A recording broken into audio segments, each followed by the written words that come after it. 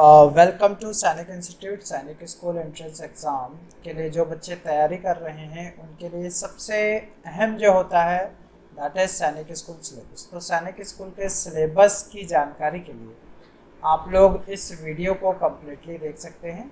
जब हम सिलेबस की बात करते हैं तो हमारे पास में दो चीज़ें होती हैं। पहली चीज़ तो आप कौन से क्लास की तैयारी कर रहे हैं और कौन से स्कूल की तैयारी कर रहे हैं। तो यहाँ पे जो स्कूल हैं वो दो टाइप के हैं। पहला स्कूल तो सैनिक स्कूल होता है जिसे AISSE जिसका पेपर NTA कंडक्ट कराती है, और एक है सैनिक स्कूल लखनऊ। सैनिक स्कूल लखनऊ जो है वो यूपी के स्टूडेंट्स के लिए होता है। तो चलिए देखते हैं सैनिक स्कूल एंट्रेंस एग्ज़ाम में जो सिलेबस पूछा जाता है क्लास 6 एंड 9 उसके बारे में हम लोग एक बार डिटेल में देखेंगे।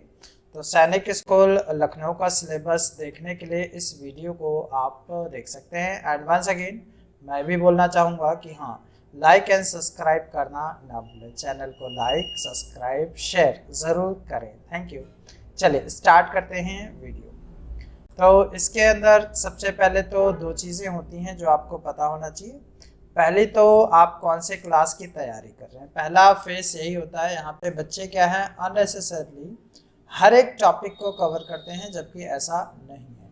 आपको दो तीन चीज़ें जो हैं बेसिक डिफरेंस क्रिएट करती हैं दोनों ही क्लासेस को, जिसको हम इस वीडियो में देखेंगे कि हमें तैयारी किस तरीके से करना चाहिए। सैनिक इंस्टीट्यूट लखनऊ पिछले 5-6 सालों से कोचिंग करा रहा है, जहाँ पे सिलेक्शन काफ़ी अच्छे होते हैं, काफ़ी ज़्यादा होते हैं, मैक्सिमम सिलेक्शन होते हैं। आप ये कह सकते हैं कि 100% नियरली सिलेक्शन हमारे इंस्टीट्यूट का हमेशा ही रहता है। इस साल हमारे 4 बच्चों ने ऑल ओवर इंडिया में टॉप भी किया है। ओडिशा के अंदर आदर्शनी दास रैंक नंबर 1 होल्डर है।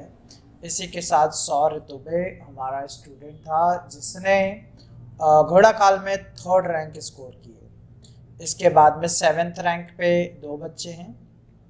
इस तरीके से बहुत ढेर सारी सीरीज़ है। तो चलिए देखते हैं हमारे पास में सैनिक स्कूल सिलेबस जो है कौन कौन सी क्लास के लिए होता है, उस चीज़ को भी हम लोग देखेंगे और क्या क्या पूछा जाता है उस चीज़ को भी देखेंगे। तो एक क्लास 6 का सिलेबस होता है और एक क्लास 9 का सिलेबस होता है। अब बच्चे 6 वाले क्या करते हैं, 9 वाला सिलेबस भी पढ़ते हैं, और 9 वाला क्या करता है, 6 वाला भी सिलेबस पढ़ता है। ऐसा नहीं है, हमें दोनों सिलेबस अलग अलग तरीके से पढ़ने होते हैं। अगर आप 6th की तैयारी कर रहे हैं तो 6th का सिलेबस जो है वो कम्प्लीटली अलग है, बट 9th का सिलेबस जो है वो कम्प्लीटली अलग है। ठीक है, तो इन्हीं सब चीज़ों को मैं इस लेक्चर में एक्सप्लेन करूँगा।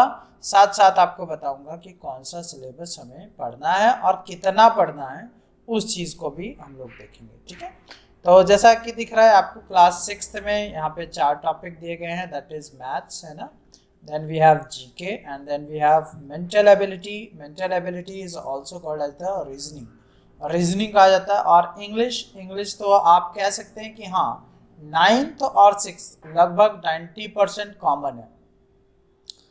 जस्ट डिफरेंस कहाँ आता है, लेवल्स में डिफरेंस आता है कि आपका जो 6th स्टैंडर्ड का होगा इजी लेवल होगा, बट जो आपका 9th है थोड़ा सा उसका स्टैंडर्ड अप हो जाएगा।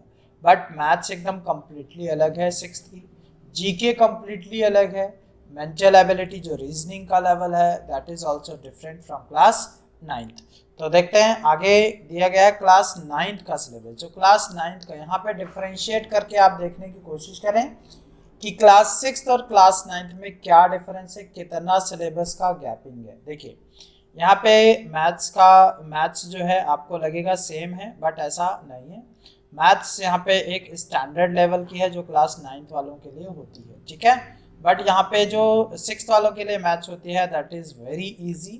एंड इजी तो मैं कह रहा हूँ, but again the level is the toughest one. Easy में भी थोड़ा सा हायर लेवल होता है, that is for the class 6th। Okay, social study अब देखेंगे। सोशल स्टडी इन बच्चों के बिल्कुल है ही नहीं। इनके GK के जनरल क्वेश्चंस होते हैं, और बच्चे क्या करते हैं मॉडर्न इंडिया पढ़ ली, एंशिएंट इंडिया कर ली, काफ़ी चीज़ें करते हैं। तो ये सब आपको पढ़ने की 6th में रिक्वायरमेंट नहीं होती है, बट आपको 9th में कम्प्लीटली एंड डिटेल नॉलेज के साथ में आपको पढ़ना पड़ेगा, क्योंकि कई बार ऐसे क्वेश्चंस आ जाते हैं जो बहुत ही डिफ़िकल्ट होते हैं।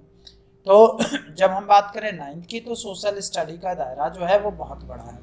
टोटल इसके अंदर 25 क्वेश्चन आपको केवल social study that is SST के होते हैं। एंड यहाँ मेंटल एबिलिटी की बात करें तो मेंटल एबिलिटी के भी 25 क्वेश्चन रहते हैं। एंड अगेन मैं जो कहना चाहूँगा मेंटल एबिलिटी प्लस इंग्लिश दोनों का स्टैंडर्ड जो है क्लास 6 एंड क्लास 9 में syllabus is same, but there is a gapping of the level जो है 9th वालों का थोड़ा सा स्टैंडर्ड लेवल रखा जाता है, बट क्लास 6 वालों का जो है इजी स्टैंडर्ड होता है। बट एज इजी नहीं कि हर एक बच्चा क्वालिफाई कर ले, ऐसा पॉसिबल नहीं है कि बाहर का जो स्टूडेंट कभी पढ़ाई नहीं करता वो भी क्वालिफाई करे, दैट इज़ नॉट पॉसिबल, ठीक है।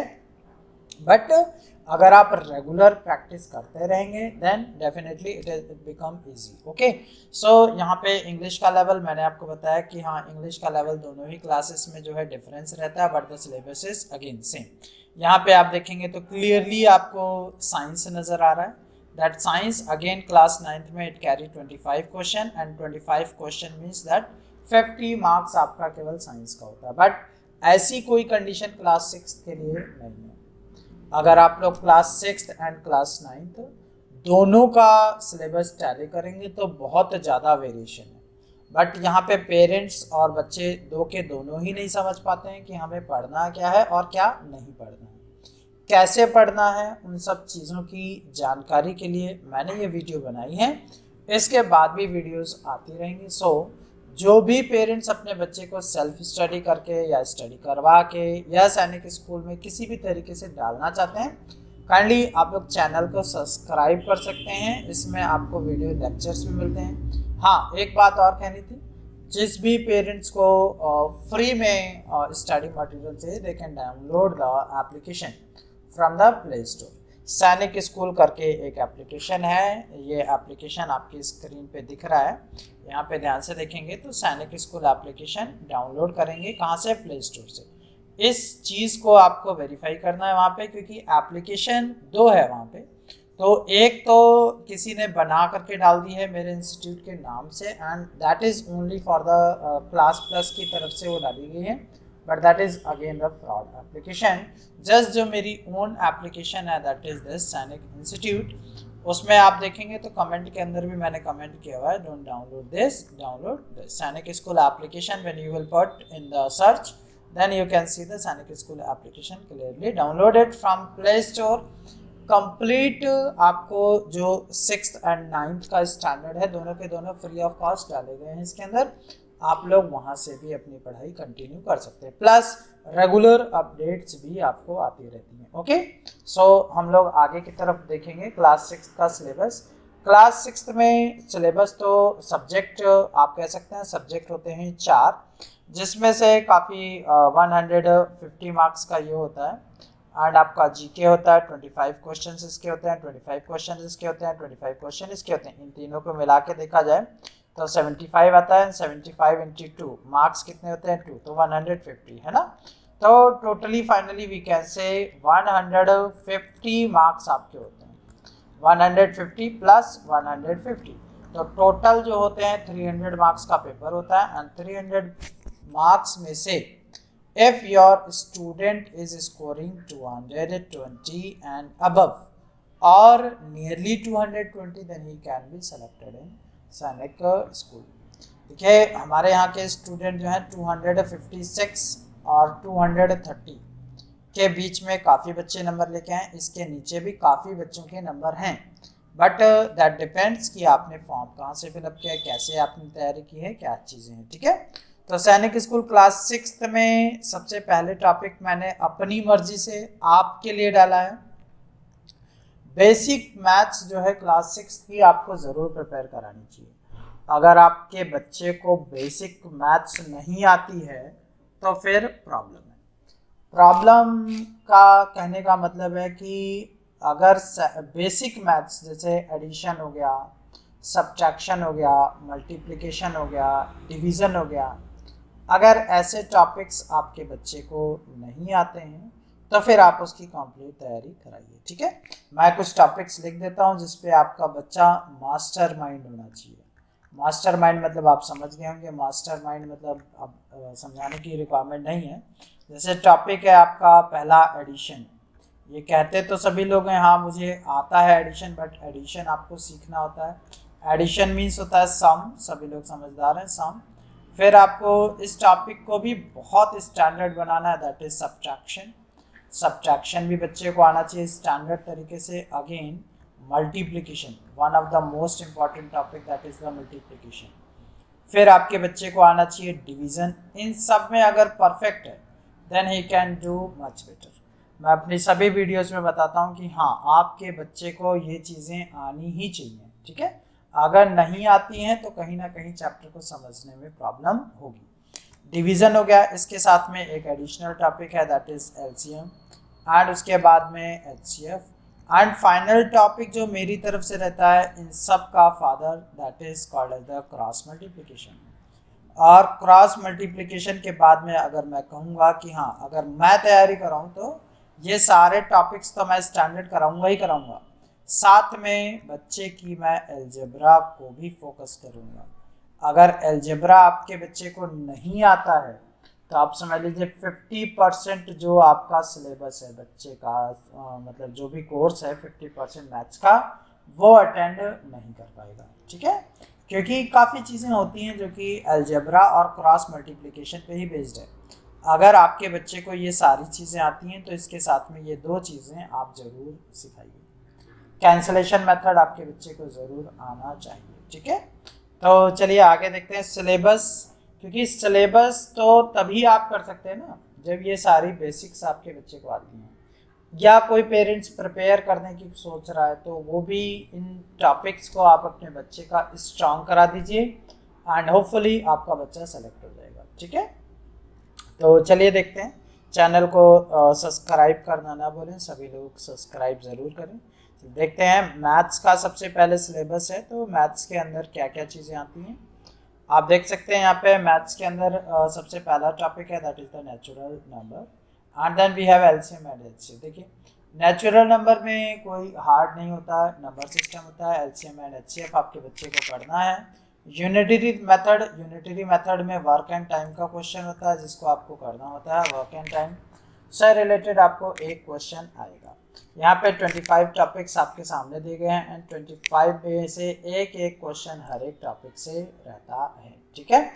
आपके बच्चे को बस यही टॉपिक्स बहुत स्ट्रॉन्ग तरीके से कराना है, लेकिन आप तभी करा पाएंगे इन टॉपिक्स को अच्छा जब आपने अपने बच्चे का बेसिक कॉन्सेप्ट जो है उसको क्लियर किया। अगर आपके बच्चे का बेसिक कॉन्सेप्ट ही क्लियर नहीं है तो इन टॉपिक को समझने में बहुत ही दिक्कत होगी।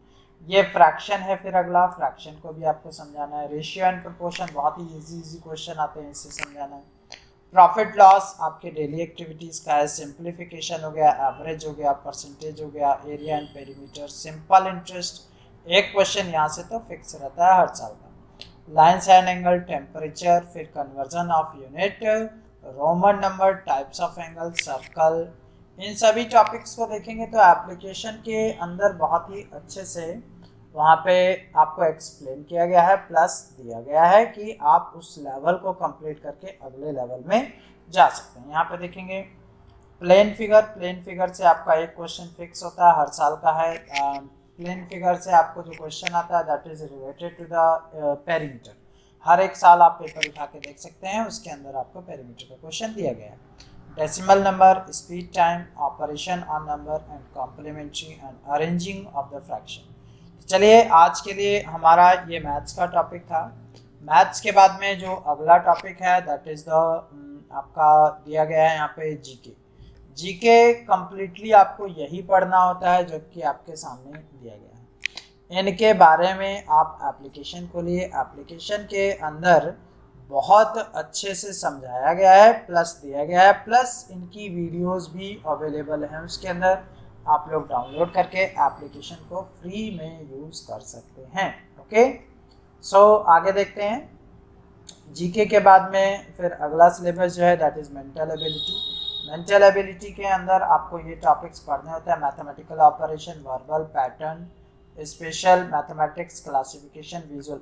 इनके लिए आप बेसिकली क्या करें कि जो एप्लीकेशन है उसे ज़रूर डाउनलोड करें। एप्लीकेशन डाउनलोड करते ही आपको सारी चीज़ें क्लियर हो जाएंगी, ठीक है। फिर लास्ट टॉपिक है that is the English. English के लिए आप लोग ये टॉपिक्स प्रिपेयर कर लें तो वेल एंड गुड, आपका सारा का सारा सैनिक स्कूल का जो प्रिपरेशन है वो कंप्लीट